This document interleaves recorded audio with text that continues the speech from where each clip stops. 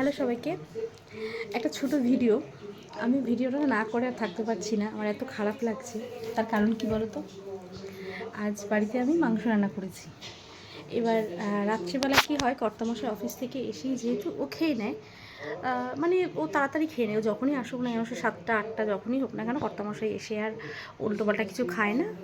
তো ও বাড়িতে এসে সাথে সাথে ভাত খেয়ে নেয়। তো আজও তেমন, ও তো ভাত খেয়ে নিয়েছে, খাওয়া দাওয়া হয়ে গেছে। তো ছেলে পড়তে গেছিলো, আর ওর জন্য ও সাধারণত রাতে রুটি খায়, তো আজ আর রুটি করিনি। আজ তোকে ভাতই দিয়েছি, মানে ছেলে আর কি রুটি খায়। তো এবার আমি না ওর জন্য তরকারি আলাদা করে রেখে দিয়েছি বলতে কর্তামশাই খেয়েছে। এবার ও পড়ে এসছে 9:30, 9:30, 9:30 এরকম। এবার যেহেতু 9:30টায় জল আসে, তো আমি তো 9:30 জলে বাসনগুলো সব ধুয়ে রাখি, যেহেতু টাইমের জল 10টা 20, 15 এরকম সময় চলে যায়। তো যাই হোক, তো কী করেছি, ছেলেকে আর কি, ছেলে পড়ার থেকে এসেছে, খিদে পেয়েছে, ওকে ভাত দিয়ে মাংস দিয়ে মাখিয়ে দিয়েছি, তো ও খাচ্ছে। এবার অনেক মানে ওর জন্য যেহেতু ছিল তরকারি তোলা। এবার দেখবে আমরা কী করি, আমরা আর কি বিশেষ করে যে যখন কড়াইটা আর কি, মানে তরকারি সব দেওয়া হয়ে যায়, তো শেষে কড়াইতে একটু লেগে থাকে না, আমরা তো একটু আঙুল দিয়ে চেটে চেটে খেয়ে নিই, আমি তো করি। তো যাই হোক, তো সেরকমই আর কিছু ছিল না তরকারি, মানে যা ছিল ওকে দিয়ে দিয়েছি। দিয়ে আমি বাসনগুলো সব ধুয়ে ধুয়ে আর কি, পুরো ধোয়া আমার সব বাসন যা যা ছিল, এঁটো বাসন, গ্যাস ট্যাস সব কিছু করে পরিষ্কার করে আমি ইয়েও ততক্ষণে খাচ্ছে। এবার হঠাৎ করে ছেলে আমাকে বলছে যে মা, আমাকে দুটো ভাত দাও।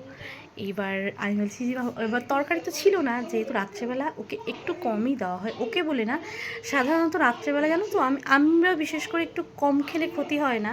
আমি ছোটো থেকে মাকে বলতে শুনেছি, মা আমাদেরকে ছোটোবেলায় খুব বলতো যে রাত্রেবেলা কম খেলে কোনো অসুবিধা নেই, যেটুকু বাকি জল খেয়ে ভরে নিও। তো ছেলেকে কম দিই বলতে ওর যেহেতু মানে একটু সমস্যা আছে, সমস্যা মিন্স কি একটু আমার মতো আর কি, অ্যাসিডিটি সমস্যা, অনেক অনেক আর কি, গ্যাসের সমস্যা আর কি। তো যেই কারণে ওকে একটু বুঝে শুনে দেওয়া হয়। তো যাই হোক, ও যে পরিমাণ ভাত খায় সেই পরিমাণে দেওয়া হয়েছে। আর মাংস হলে একটু বেশি হয়, আমরাও করেছি। যাই হোক, তোকেও একটু বেশিই দেওয়া হয়েছে। কিন্তু এবার হঠাৎ করে আমাকে বলছি, মা আমাকে দুটো ভাত দাও। এবার আমি তো বলছি যে শোনা, তরকারি তো নেই, আর আমি তো বাসন সব মানে কড়াই ধুয়ে ঠুয়ে সব আমি পরিষ্কার করে রেখে দিয়েছি। এবার এবার ও চাইছে এমন করে, আমার এত খারাপ লাগছে বিশ্বাস করো। না, আমার এটা ভেবে খারাপ লাগছে না যে ওকে দিতে পারছি না বা সেটা ভেবে না, আমার এটা ভেবে বেশ, ও আমাকে বলছে যে আমাকে শুকনো ভাতই তুমি দাও, আর শুধু ওর ওর খাওয়া কমপ্লিট, থালা পরিষ্কার, শুধু এক পিস মাংস পড়েছিল। আর আমাকে বলছে আমাকে অল্প করে শুকনো ভাত দাও, আমি শুকনো ভাতই খেয়ে নেবো, আমার অসুবিধে নেই। মানে ওই মাংস দিয়ে ধরে ধরে শুকনোই খেয়ে নেবো, একদমই পুরো সাদা শুকনো ভাত।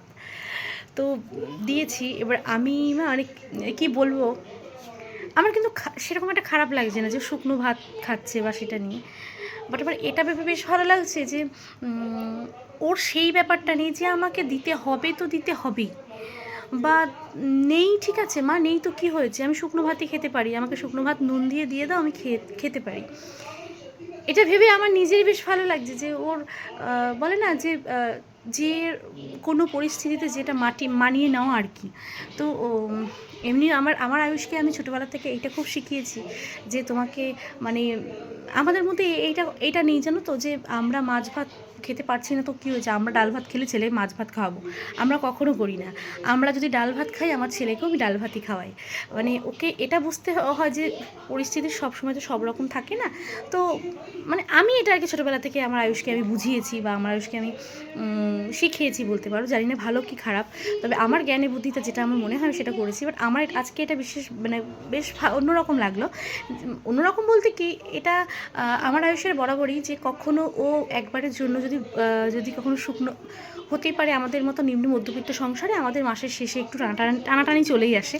তো মাসের শেষে ওই ডাল ডিমের ওপরে একটু চলতে হয়। তো ওকে যদি কখনো শুকনো ভাত দিয়ে একটু ডাল দিয়ে বা একটু আলু ভাজা দিয়ে বলি যে ও একবারের জন্য আমাকে বলবে না, মা আমাকে একটা ডিমের অমলেট দাও, আমাকে একটা মাছ করে দাও, যদি আমি একবার বলি যে না এখন হবে না, বা যে আমরা সবাই ডাল দিয়ে খাচ্ছি, তুমিও ডাল দিয়ে খাবে, ও চুপ করে মুখ বন্ধ করে খেয়ে নেবে। ও একবারের জন্য কোনো শব্দ করবে না যে আমি খাবো না এটা দিয়ে, আমাকে অন্য কিছু এনে দাও, না হলে আমি খেতে পারবো না বা কিছু, এরকম নয়। তো যাই হোক, এই ছোটো বেশ ব্যাপারটা আর কি আমার ভালো লাগলো, তাই তোমাদের সঙ্গে একটু শেয়ার করলাম যে ও কিন্তু শুকনো ভাতগুলো খেয়ে উঠলো।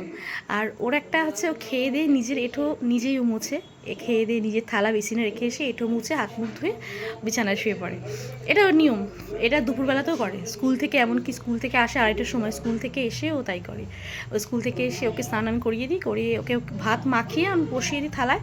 এবার আমি ধরো পরে খেলাম, বা ও একা একা নিজেরটা নিজে খেয়ে থালা বেসিনে রেখে এসে এঁঠোটা মুছে তারপরে বিছানায় গিয়ে শোয়ে।